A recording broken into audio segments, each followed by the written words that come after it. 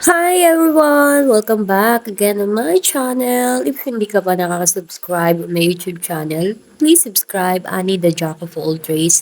And please do follow my Facebook account, Maestra Annie. I want to share with you another DIY using empty bottles of Smirnoff. Yun ang daming Smirnoff dito sa amin. Pero hindi ko po yan ininom lahat. Ang iba galing sa mini bar of my brother. So dahil madami na nga ito, I decided na i-landscape na lang ito sa aking munting hardin. I use clay. Kasi ang clay dito, pag nag-dry na, parang nakasemento na rin siya. Pero, of course, isisemento rin niya pag may time.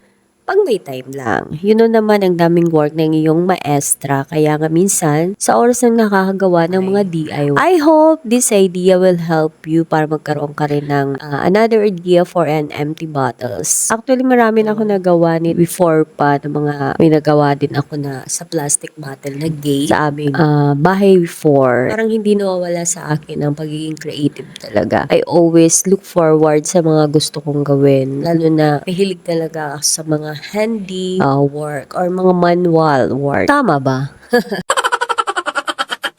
So sana makatulong po ito sa inyo. I hope magkaroon ka ng idea for this. Thank you!